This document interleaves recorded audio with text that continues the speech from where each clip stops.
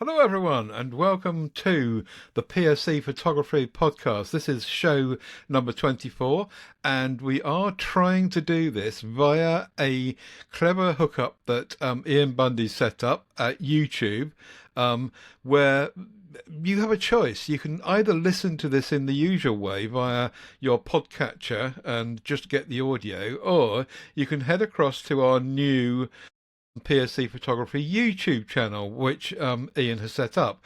The shortest way to get to that is tinyurl.com/PSC Photography, and you'll find your way there. And if you want to stop the audio now and head across there instead, you'll get the same show.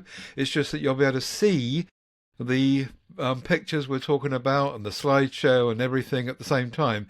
If you want to stick with the audio, you can do that as well. And the PSC Photography Google Photos album is there as well. So if you want to do it the way you have been doing it, then that's good too.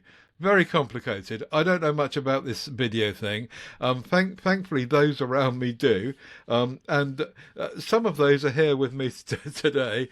Chris Clayton is here, Joe Hickey is here, and the aforementioned Ian. So, good evening, gentlemen. Are we ready for this experiment? We certainly are. And Give we it a are go, here definitely. live. So we're not quite sure about the content of the show. We haven't got a theme as such. We're just going to kind of run with a flyer in terms of what we've got to chat about. So just to say that this is Thursday, the 23rd of July. It's show 24.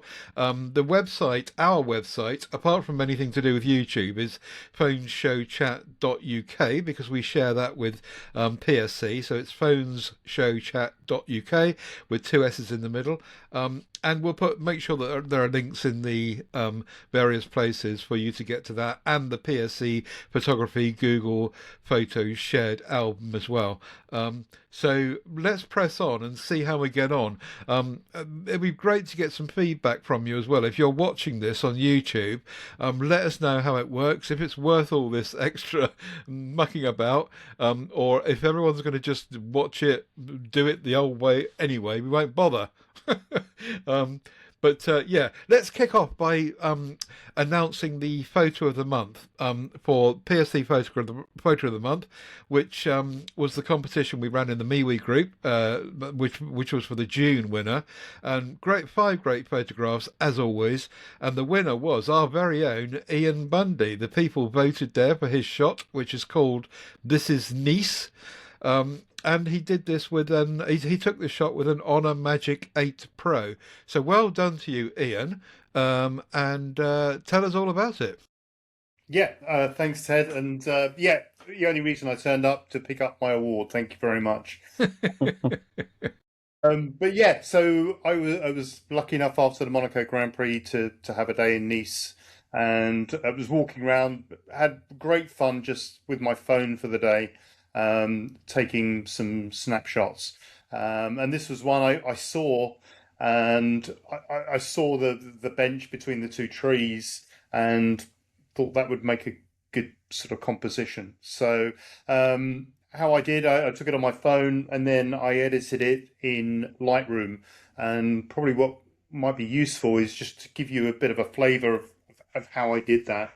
So if I swing over to my phone, which I've got on the screen here, which you should be able to see, I can actually go into Lightroom and I can see that photograph. I can turn it round, and by the power of using an Oppo rather than on a phone, I can share that on the screen. So we can see that when I've taken that picture, it's gone into Lightroom Mobile. I actually use three versions of Lightroom. I have the mobile version, which synchronises with the cloud version, so I can edit on my desktop the same photograph. But I also use Lightroom Classic for the commercial photography work that I do.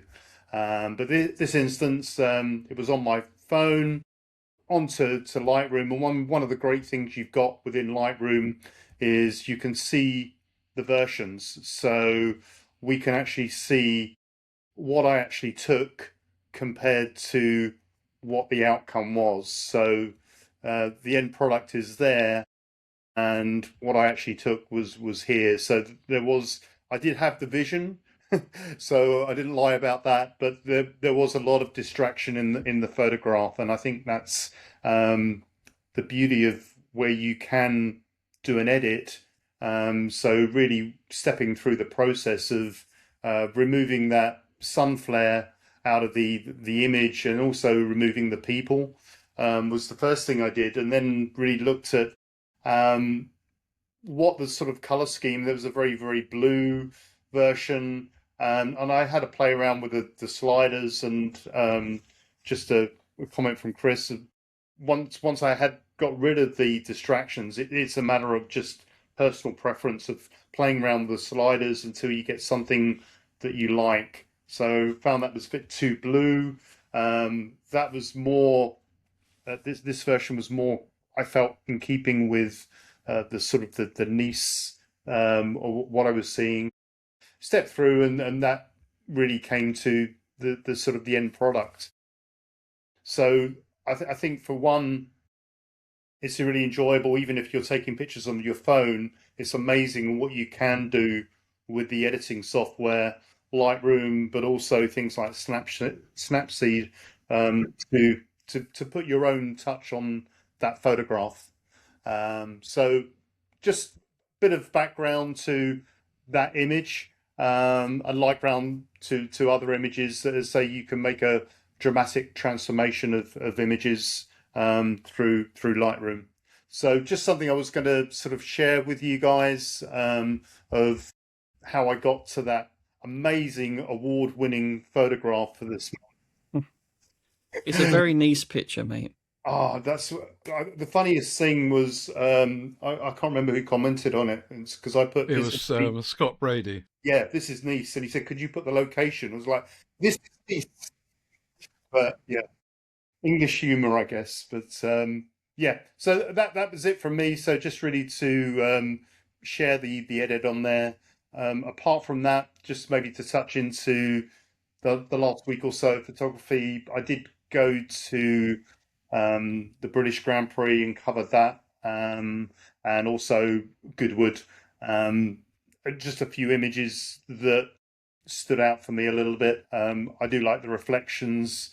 The what they have on the sculpture at Goodwood every year is something different. This year was the Singapore, which was quite interesting, and I did like. Probably my favourite from the day was the dog hanging out the window of a car drifting. Again, not much artistic merit in it, but it put a smile on my face. So, I like the bloke with the fag on the go. yeah, that was one of the Chelsea pensioners at the British Grand Prix. Mm. I was saying to you off the pod that I'm very conscious around taking photographs of people, especially when I've got a massive professional camera. So I really struggle to try and catch people. If he wasn't looking at me, I would have liked to have got him face on. But I did like the smoke with the black background I behind think him. the side So, profile is what makes it. I yeah, really like. Yeah, really good. but it was something interesting, and again, something that wasn't just what you would expect British Grand Prix photographs to be. So yeah. So that was me for the last couple of weeks. Probably a lot more interesting is what Chris has been up to, traveling the world and documenting it. Yeah, Well, Chris, before we you've been to we Thailand. have, I was just going to quickly ask Ian about his editing process because that this is nice photo seemed very, very efficient. Because it's a phone photo that you've just knocked out an edit really quickly. And with your professional images, I'm assuming that there's a much longer history on the edit. Probably less on the professional photos, Oh, of because course, because you're not allowed to, right? yeah, it's a speed. So one of the good things about so going into Lightroom is that you can apply a preset straight away. So for my motorsport stuff, I have a preset.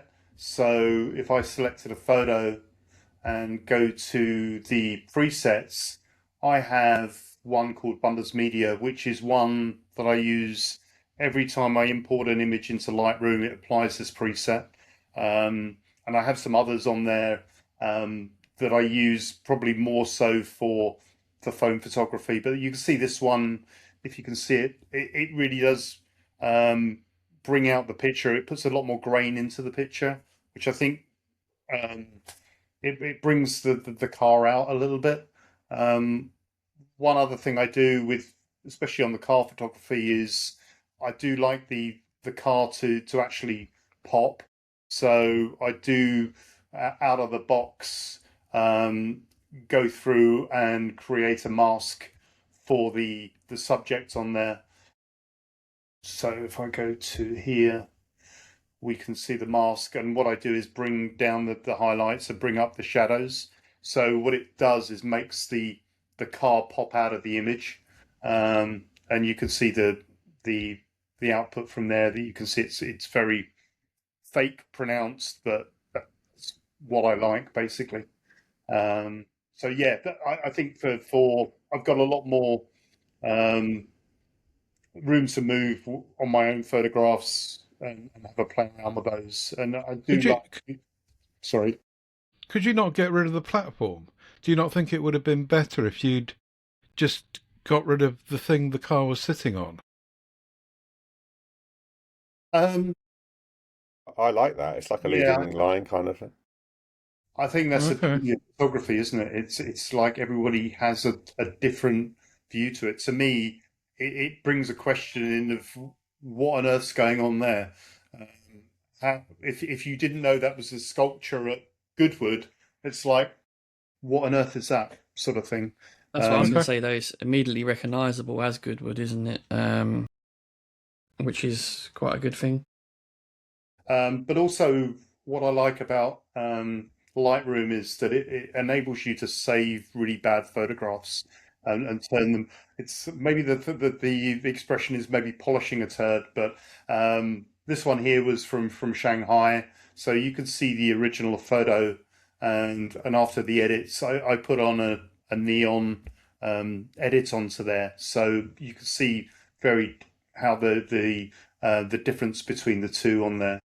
That's cool. Side by side, so you can see the difference between the before and after for that image.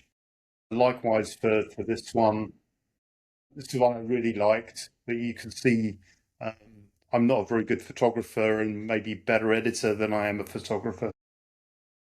But yeah, it's amazing what you can do in post, and I think we've brought this up again. I know Chris say that half the fun or the art or what you apply is what you can actually do in an edit to bring something out of the photograph, to put your sort of style on it. So yeah, long answer. I normally just apply a preset to my work stuff, but take a lot more care from a my photo perspective, really. Or if there's one that from a work photo that I want to put in my portfolio or something like that, I'll put a lot more work into it, Chris. Cool. So I sort of took over for a minute, so apologies. But Chris, you were talking about going to Thailand for what, 6 weeks or? Yeah, 6 weeks. It was really, really good. As I said before I left, it wasn't necessarily a photography trip, dedicated photography trip, although obviously I took every bit of photography gear I had with me. But yeah, it was a really, really good trip. We kind of saw, probably did about 2,000 or 3,000 miles around the country.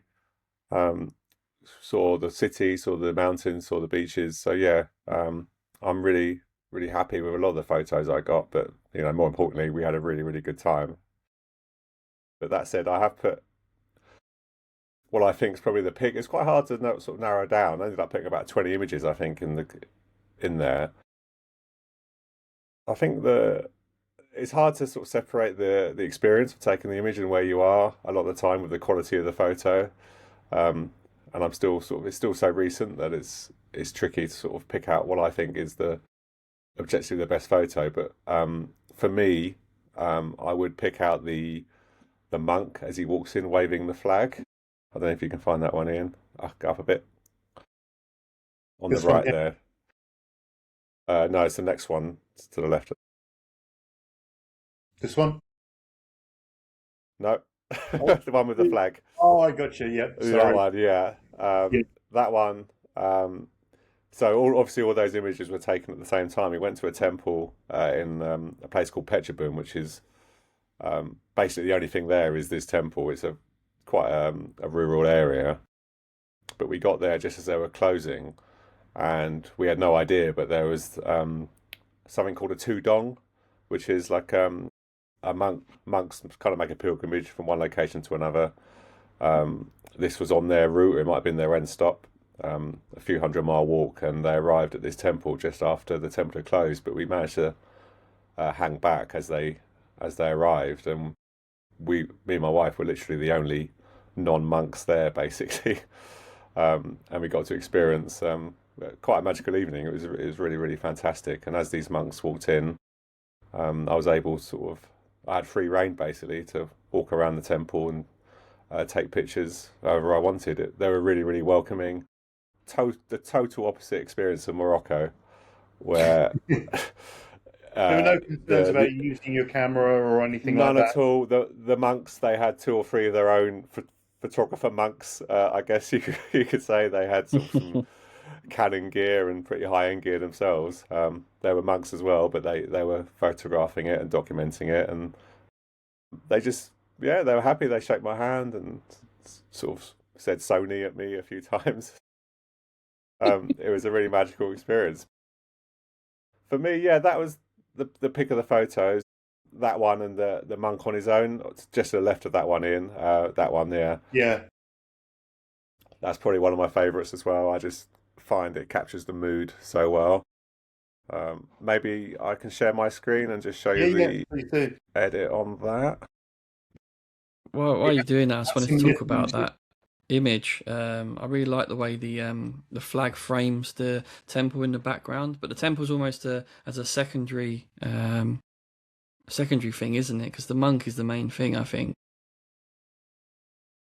So this was like a burst mode shot. I captured the monk as he walked sort of into the frame and out of the frame, and I was really happy that I got, because my camera's quite slow. It's not like a mega fast frames per second like Ian's is, so only a few frames a second I can do. I managed to avoid the flag overlapping the temple, which sounds like a silly thing, but stuff like that I really noticed. So I was really happy there's that gap there. There is a little bit of motion blur. The settings 1125 a second, f10. So obviously I was quite concerned about getting the temple in focus. I didn't want it to be distractingly out of focus, but it is way darker than it looks. So maybe what I'll do is show you the original, which is here. I'm shooting at 16mm, and I know when I'm taking the image that I'm going to correct the perspective. I'm going to straighten it, and that's going to result in a big crop, which is why it might look like a lazy composition, but I deliberately knew that temple was going to come forward and to the right, which is why there's a massive gap down the side there, and I've left a gap underneath because I knew that the whole scene would be sort of tilted forward after it's been perspective corrected. So that was something that I was really proud of myself, kind of thinking ahead, and in my mind's eye, I kind of had this finished image that we got in the end.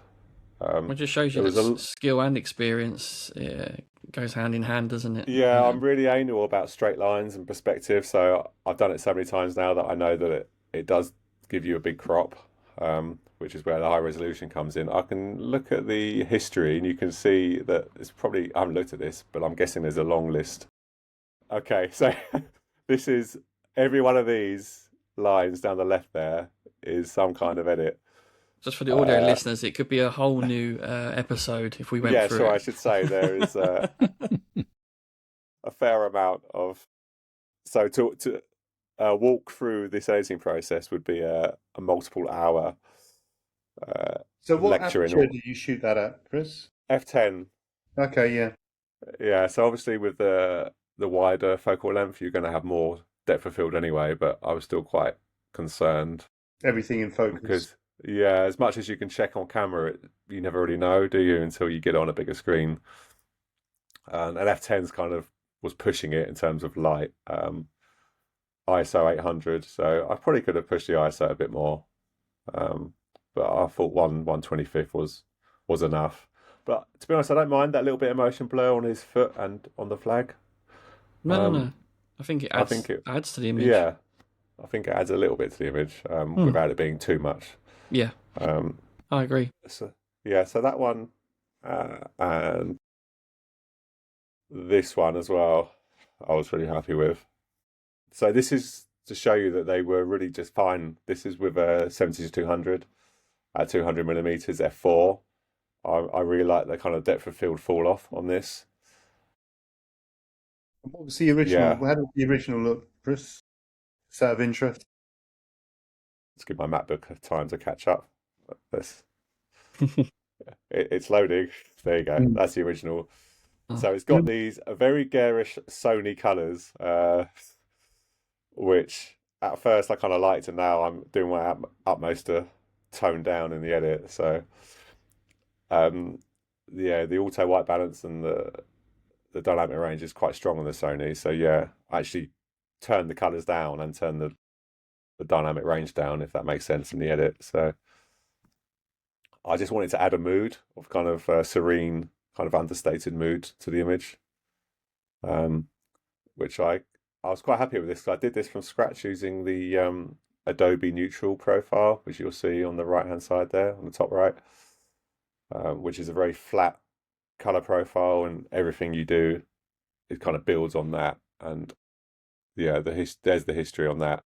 Again, matte look to it, hasn't it? Matte look, that's what I was going for. Yeah, so it's kind of raised blacks, kind of a lower contrast, and just kind of a very simple, subtle, serene. Do you use any colour presets grade. that you have to kick off with? I do. So I used. So on the first couple of days, I went to a place called Talat Plu in Bangkok, which is like a lesser known suburb of the city. And I edited a few street photos. This is the only one I picked to show in the group. And then I saved this as a preset. And I used this preset on all of my Thailand images, all of the street ones. So you can see in in the presets. So that's what I've saved to that Plu, and then I've applied that to most of the images in the rest of the album. Can you say why, Chris, for people that might be listening that don't know what you're talking about? It just saves a series of adjustments, white balance, color grading, any grain that you've added, and then you normally would apply it to a set of photos within the same session, so they all have a consistency. Yeah, I was gonna say, if you're doing a batch edit, it's nice to get that baseline, and then you can tweak individuals after. So that's that one, and then all these have the same. They've all got the same consistency with the colors, the color grade. Yeah. So that's my wife looking at what they're in.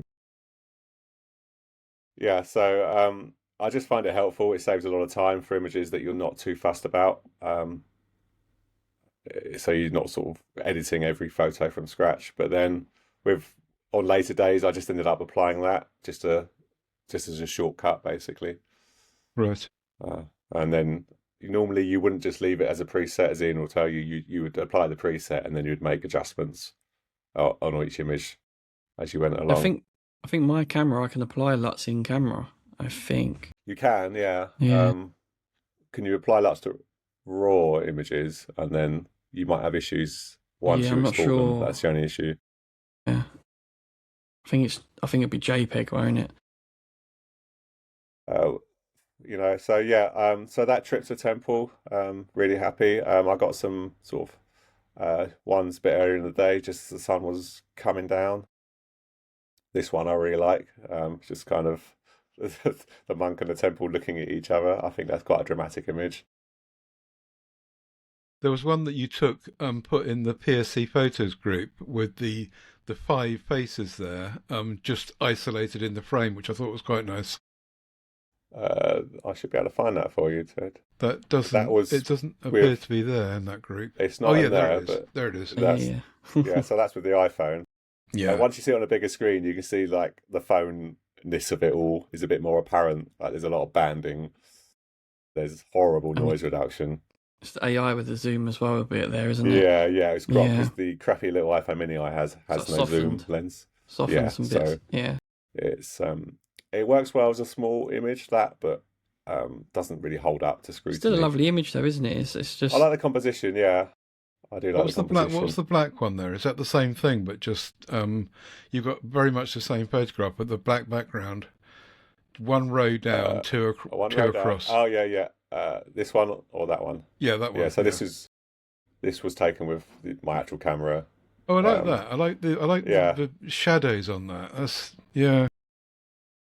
I think I did a little edit to this, but I didn't really like it enough to spend too much time on it. I like it. This one I did a bit more work on. But you can see the difference. I don't know if you can see if it's coming through okay, but the difference in quality is absolutely like light years between the phone image and the absolutely, yeah, the camera image. Mm-hmm. Yeah, so I mean that was the highlight of the trip. Probably was that evening at the temple. But I'm also got some really nice cityscapes. This picture is my current desktop wallpaper. Yeah, that's very desktop, that isn't it? Yeah. This is a small water feature in a roof garden of a shopping centre. You can see the original. So it's not a million miles from the edit. Obviously, the raw image captures the data, and then it's up to you to kind of choose which bits to accent. So, obviously, I just added bits of cyan to the sky and up the exposure and brought out the greens in the trees. But apart from that, there's not tons. But yeah, when I took the image, nice. I thought, this will be my desktop wallpaper for a few months, I think. Yeah, very nice. And there's tons of detail if my MacBook ever loads. The buildings. Mm-hmm. Also got some light trails. The most interesting one is probably boat light trails over the river. That's very good, isn't it? So this is in the album. This is 600 seconds, 10 minutes. The effect with the clouds as well has gone with it. It's really cool. Yeah, that's why I picked this one. I've got some others that I took. So it takes a while for my MacBook to load. Yeah, so there were some others that were sort of picturesque as well, like this one. That's a slightly tighter focal length. It's probably more balanced light trails, but yeah, I like the sort of the asynchronous nature of it. Sort of this blue streak on the right. I find that more interesting than having it all kind of symmetrical. And like Joe said, I think the sky is kind of just at the right time where I've got the mix of the sunset and the light trails. That building on the right is fascinating, I think. Some close-ups of just that multitude of rooms with different coloured lights and lights off and lights on. That building would make a good study, I think. There's a lot of buildings like that there. Yeah. Image very interesting. There's loads of points of interest, isn't there? Like the light trails, the sky, the buildings. Yeah, it's really interesting. An image like this kind of works a lot better on a bigger screen. It's quite hard and it's quite frustrating when you're sharing it on phones because great canvas, wasn't it, that one? You just can't see, like there's so many. You can see like sort of 2/3 down the screen. There's just all these little boat trails, all the small boats. These are all hotel crossing boats that cross from one side of the river to the next. You say it was all of that will be lost. 10-minute exposure, Chris. 10 minutes, yeah. So all the multicoloured lights, that is like they have these nighttime cruises, like party boats and things like that. And they've all got these different lights. If you're wondering why there's sort of crazy colours. If I get the original up. My MacBook does not want to show me the original. But also got this is a well-known spot in Chinatown, which is actually really hard to get to now because it's so popular that they have a security guard blocking access. It's taken in a car park. But when we went there, the security guard was sleeping, so we tiptoed around him and managed to get this image. I'm not crazy about the image. It's too bright overall, so the light trails don't pop as I want them to. But it was fun getting the photo, so it was a good experience. It's a nice story to go with it. I love that. Yeah, it was fun. Yeah, it was fun. Got a couple of minimal images. This is probably one of my favourite images, and this was taken on my phone. Yeah, I do like that. Chris, you use the iPhone Mini 13, Yes, which probably is a better camera than some of the newer ones. Do you not feel you are maybe potentially missing stuff if you haven't got a better camera phone? Or yeah, I've definitely missed. Not in terms of use your camera more. Not in terms of image quality. I've definitely missed the zoom lens. The iPhone Mini's only got an ultra wide, which is near unusually bad, and a main lens at 24mm. So I have missed the kind of 3x option of a better phone. But I don't think I would really upgrade a phone just for that. You could always try a moment lens on it to give you some telephoto. I can't be asked. I can't. I tried all that before, and it was just. Oh, did you? Just the right old faff. Yeah, and I've got. Well, Moment's not so bad because you can get cases that it goes into, which makes it quite easy. Yeah, I did. It's not cheap though. I bought the Moment case and I bought some ND filters, and then about a month later, I bought my first camera and I never used it. Yeah. Yeah, I think back in the day, I had the anamorphic lens, the Moment lens, and things like that, and it turns into a faff, and then sometimes it's easier to use the camera than it is easier to use the camera. Yeah, 100%.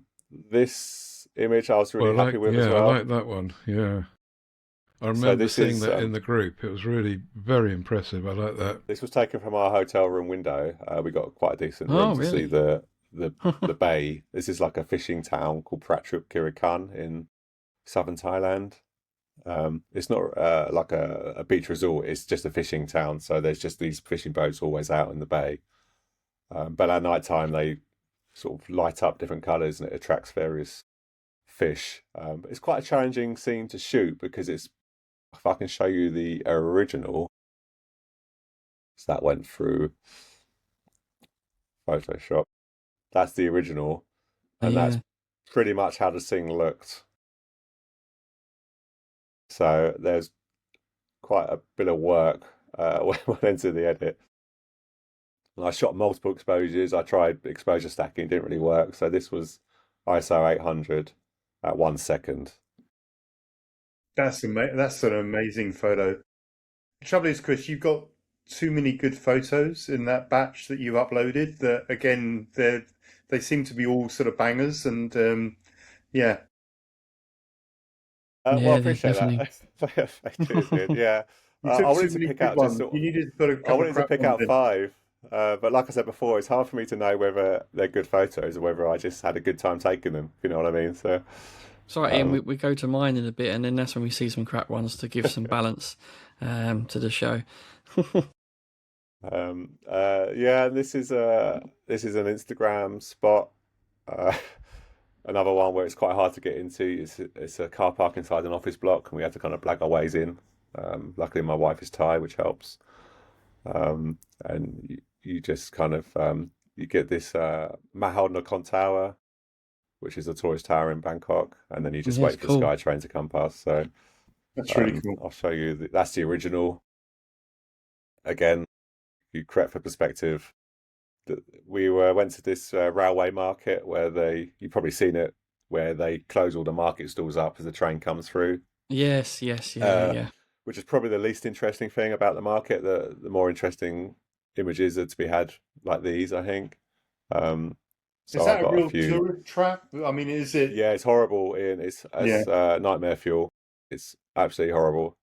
We went on the quietest time of the year and the quietest day of the week, and it was still so. But when it rained, I was really happy because it enables shots like this. So when people are rushing away from the rain, they don't mind when there's a camera in their face. So you kind of Last you thing can they're just worried go- about, isn't it? Is they've got too you many can just other go worries.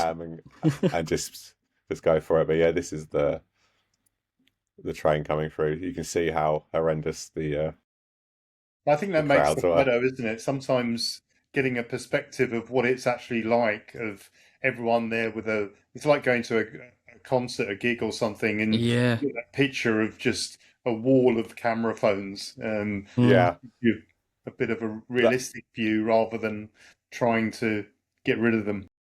that's what I was trying to do with this image. And I just need one more person in the bottom middle there to fill up the frame, and then it's kind of like a semicircle. But No, but I like the little gap there, just showing the track fully. Mm. I think. oh, you do? Yeah. Okay. Yeah. Yeah, so you can see I took quite a few images of the rain and people escaping the rain.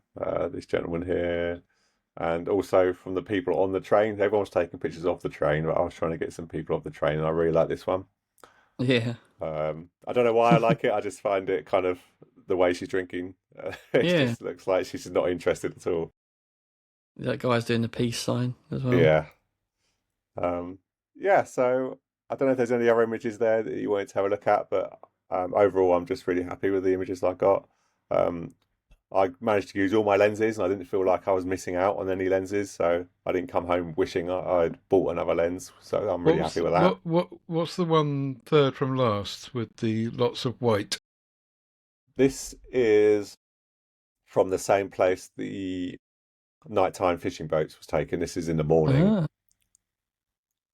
This has been heavily edited and photoshopped. I can show you the very original. So I've moved the boat to make it more pleasing, and that's the original. Right. So I mean the lines and the texture's still there, but I've just obviously made it more pleasing to the eye. Yeah. And I don't know if I'd class that as a photo, more like a digital art kind of thing.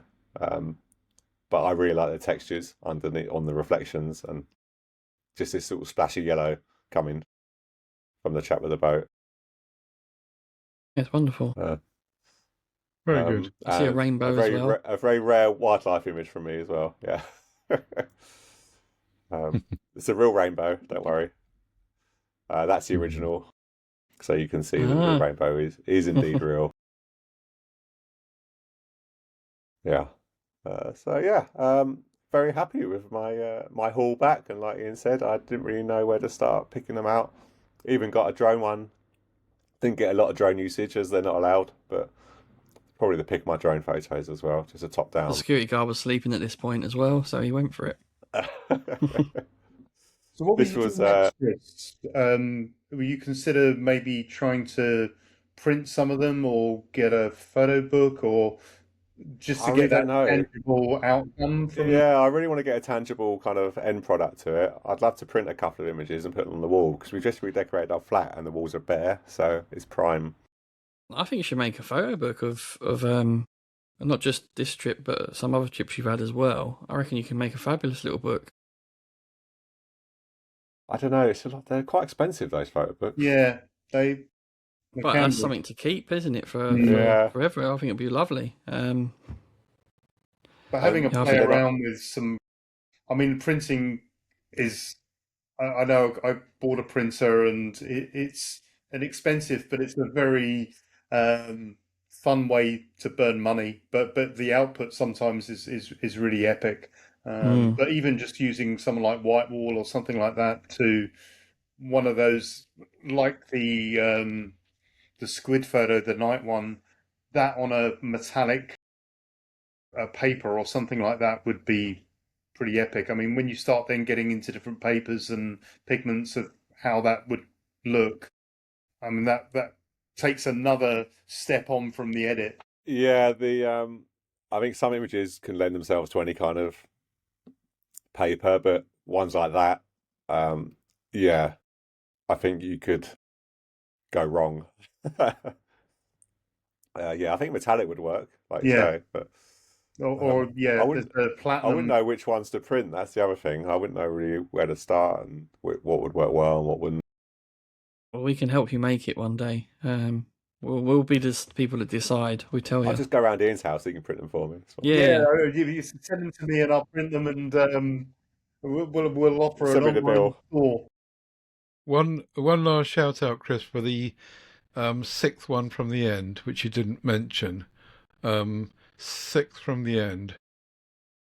That one? Yeah, that one, which is Okay. really interesting looking. Mm. Yeah, this is one of the highway. The road infrastructure is crazy in Bangkok. It's like 3-4 levels all over the place.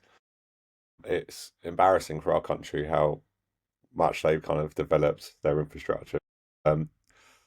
This is unsurprisingly not the original. Really? If I can, yeah, the original is not even that. Yeah, it's not even that. No, that's the original. And that's got a charm of its own as well. Yeah. It has. I quite like that on its own, but it doesn't really grab attention.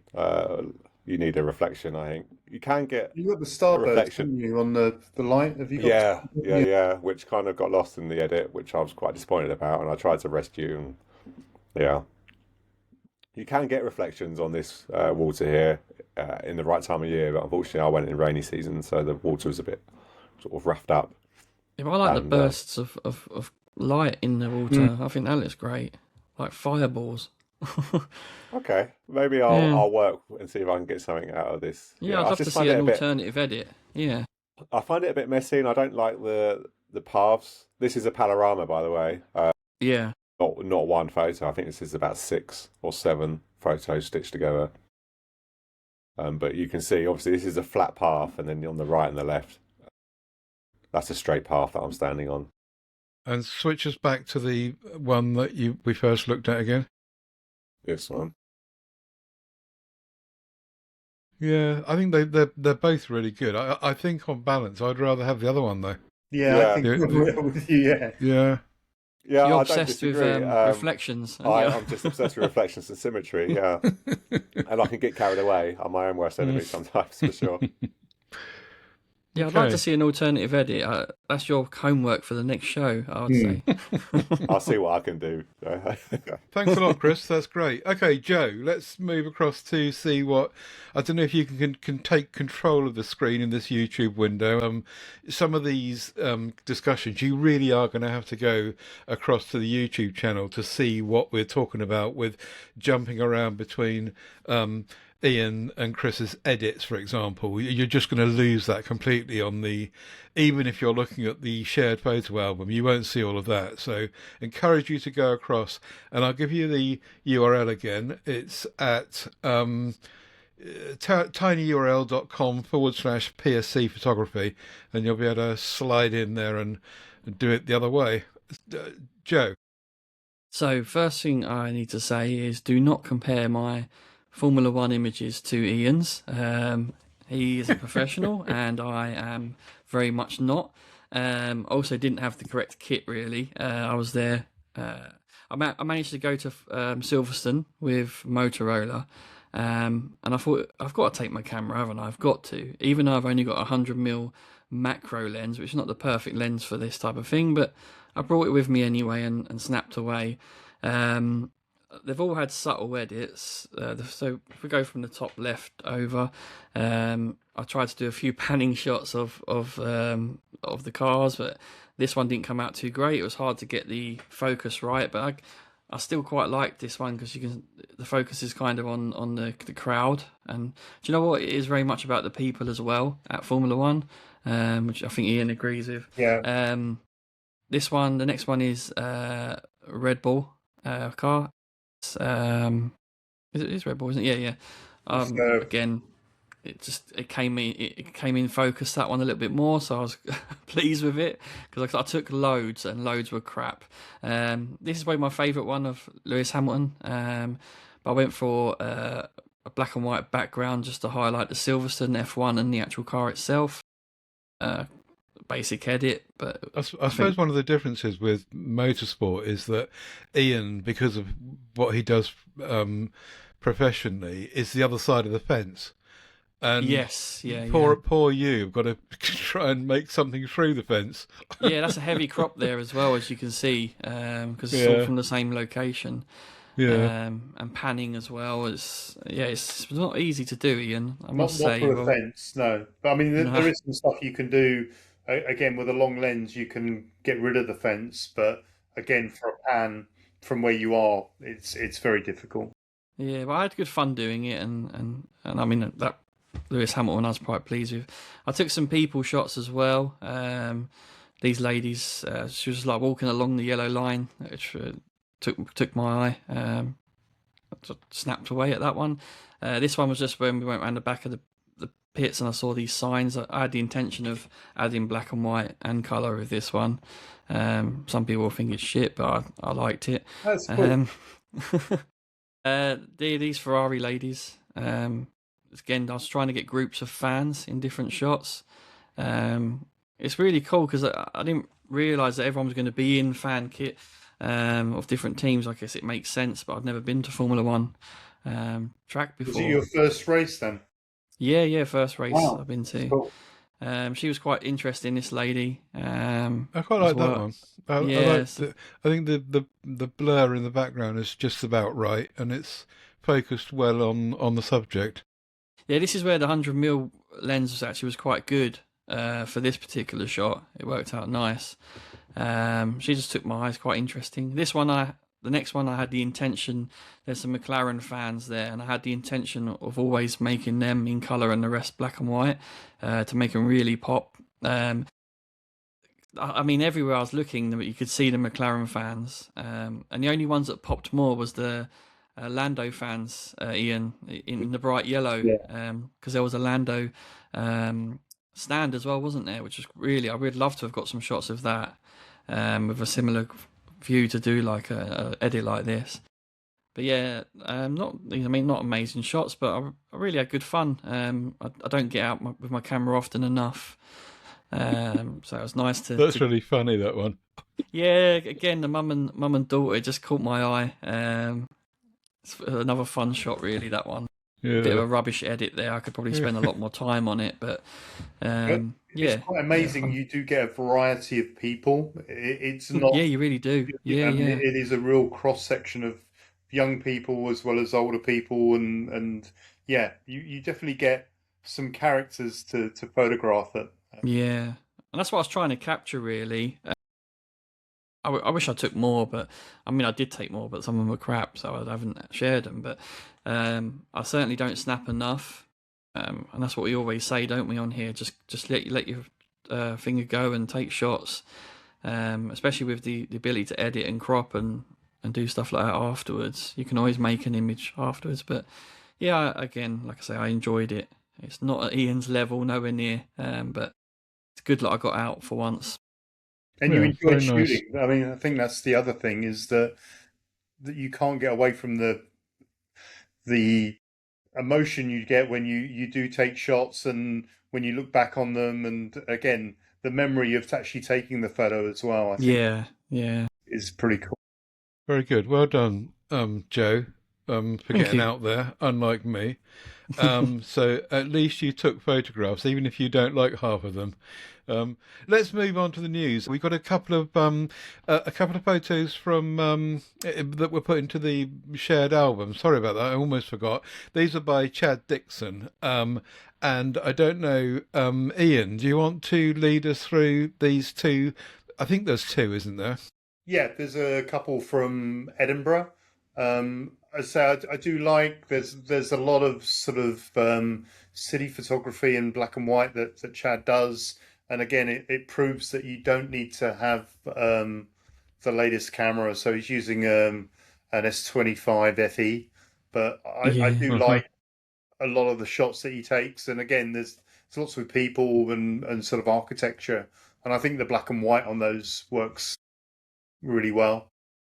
And again, people shots with the reflection, and again the tower in the background. I think it's really cool. But again, you have the power to do that even if you don't have the latest phone or the latest camera equipment. You can take something really interesting. Worth noting as well that he uses Snapseed, which is a free bit of software from Google. It's about having an eye, isn't it? It's seeing images in your eye, and I used to find this, back when I was using my cameras in the film days, and probably even more important then when you've got to pay for every shot you take. Just having an eye to see, that'll work. I'm going to fire that, and or taking Joe's method from earlier, he said, to just shoot everything. Yeah. But yeah, thank you, Chad, for putting those in the group photograph. Now we're going to just cover a couple of bits of news here. Chris, do you want to lead us with the news? I guess the biggest new release since we've been off is the Sony RX10 4 or 5. 5. I don't know if Ian can open the article, because this has been kind of a divisive launch from the reviewers. The Pixel were quite down on it, but a lot of people were quite up on it. I'm not really a bridge camera enthusiast. I didn't really know what a bridge camera was, to be honest, until this came out, and it got kind of a renaissance of coverage. But for me, the price does not justify remotely what this camera offers, but a lot of people seem to think that it does. It's kind of an odd package, because it's like a Sony A7 IV body with supposedly all the AI autofocus, but it's kind of paired with a ancient, by all accounts, like 15-year-old 1-inch sensor, and an equally ancient 24-600 variable aperture lens, which I guess the selling point is that focal range is kind of crazy for one lens, and 1 inch is decent. 1 inch is a decent sensor size to get that focal range. Because I reckon you should read out them pros and cons, because that really highlights what you're saying. I can't see Compact that on and my light. screen. Go on, Joe. Extreme zoom, improved ergonomics and UI for the pros. Unreliable autofocus, poor low light performance, slow for the cons. Yeah, I think the cons are kind of I mean, what do you expect? It's 1 inch sensor, and then you're putting a very slow aperture on.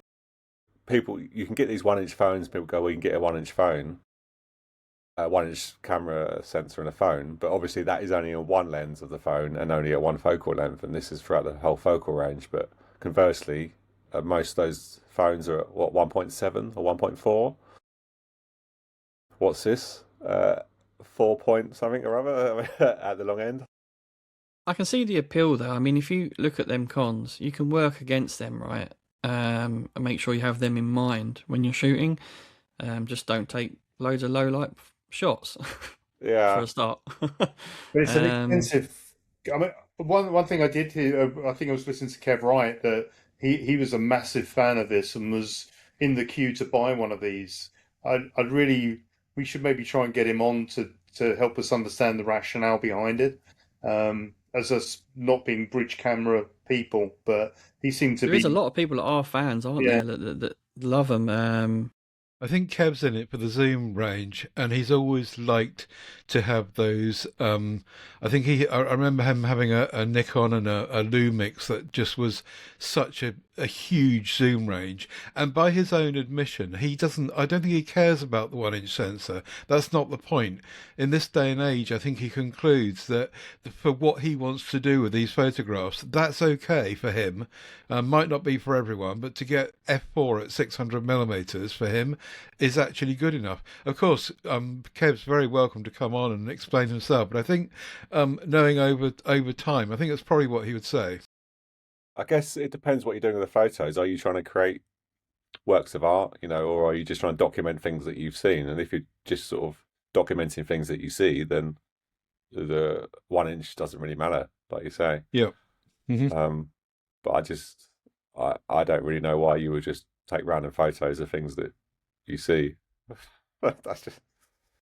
Well, 1 inch is good enough for some people, Yeah, so, yeah. If you squint, it could be bigger. But yeah, I think the main issue is the price of me. You can get a Sony 200, 600 and a Sony, some kind of full frame Sony camera for the same price as this. Obviously, you're looking at a massive. You can flip the massively argument heavier to have and a bigger lens. setup. Yeah, that's it. The weight would be much heavier, wouldn't it? It's I think this is still fairly chunky though. 1.3 kilos, I think, isn't it? This bridge camera. Yeah. Yeah. But it's the thing about photography is, I think that's probably the thing that we don't have the experience that it may I think bring a whole Sony new need to light. send us all one, and we'll have a play. And then yeah, How much is it? Well, I don't know. 2,000, what, 2,200, isn't it? that's 2,300. Yeah. Is it? Wow. Or maybe that might be dollars. I think that's I'm pounds. sure I was listening to Kev and it was over $2,000.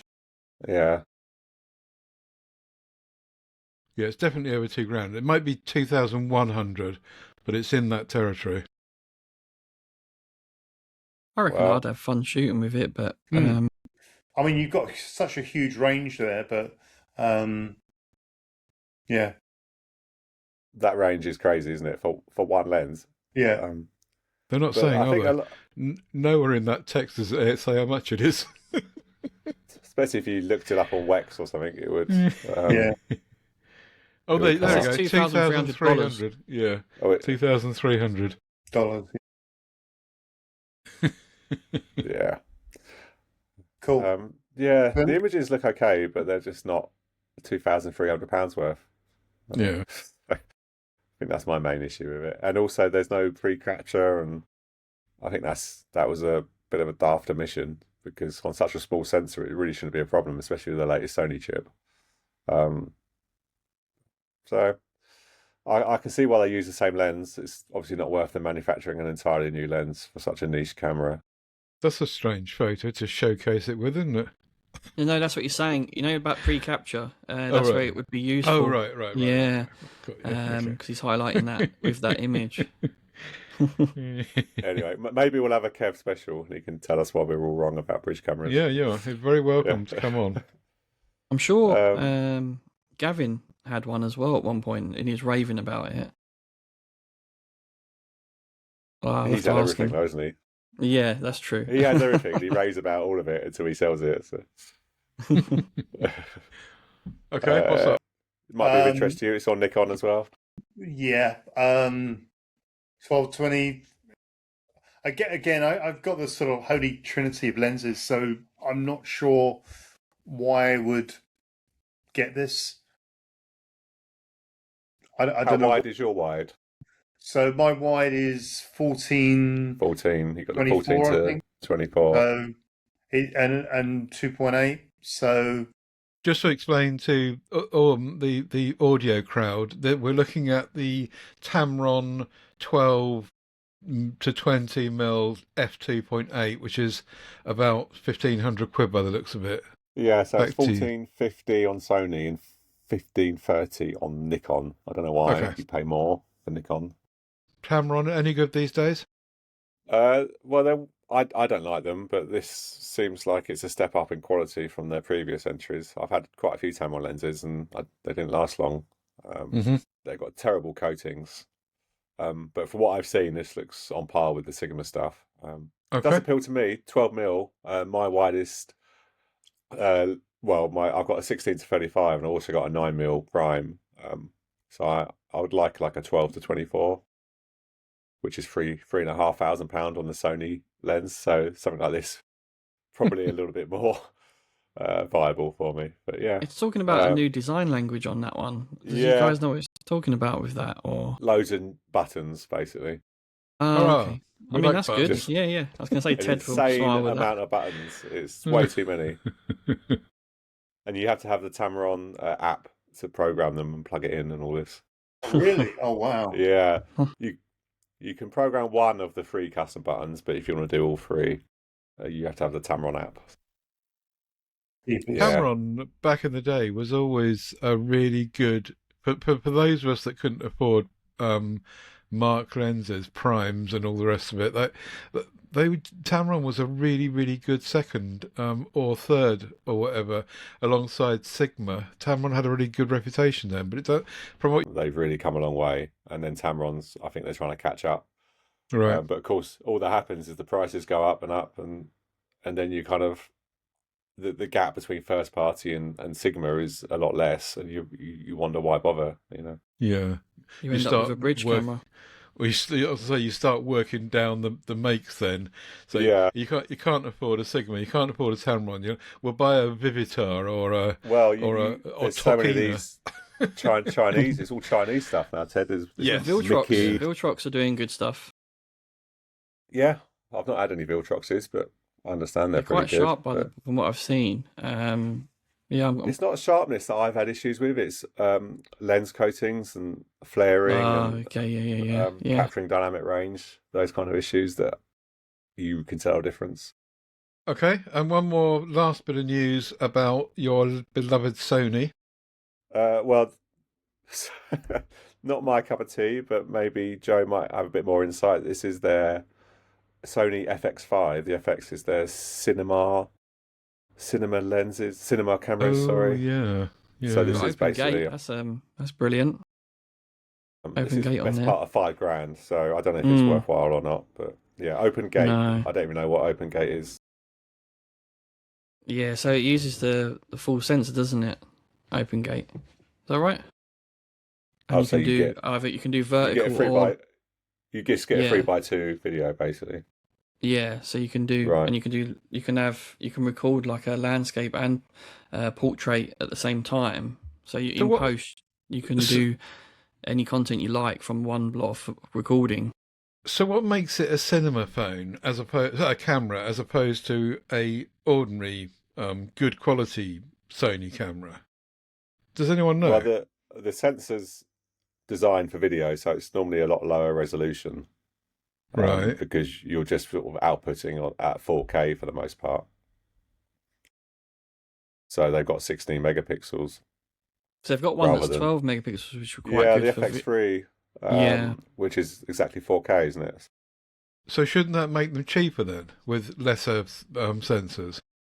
No, it's not lesser in the sense that the sensor's still good. It's just less megapixels. Yeah. Okay. Yeah. So that Stacked each sensor, that each pixel can gather more light per video. Exactly. Yeah. Okay. Yeah. Thanks very much, particularly Ian, for setting all this up and going to doing all the background work on this. It's a really interesting experiment. Let us know what you thought about it, whether you did go and tune in to the YouTube channel at tinyurl.com/PSC Photography. Just to let you know, if you just go to YouTube and look for PSC Photography, you'll end up with someone else's YouTube channel that have got that. So we've actually got an elongated name with a few characters at the end. So the best way to get in there is tinyurl.com/PSC Photography and then bookmark it. So next time you won't need to worry about it. If you've been listening to the audio feed for this podcast, as usual, don't forget that you can go to the PSC Photography shared album in Google Photos. We'll put links to all that in our website at phoneschowchat.uk. 2 S's in the middle of that again, of course. And based on what sort of feedback we get from this experiment, we'll invite you to join us again in a couple of weeks' time when we'll be talking about something we'll dream up in terms of a theme. And I hope you've enjoyed it. Please do let us know in the MeWe group and wherever else you can get hold of us. We'll see how we go moving forward. So that's it for now, and hopefully you'll join us again in a couple of weeks. In the meantime, see you in the MeWe group. Bye for now. Bye now. Bye. Bye.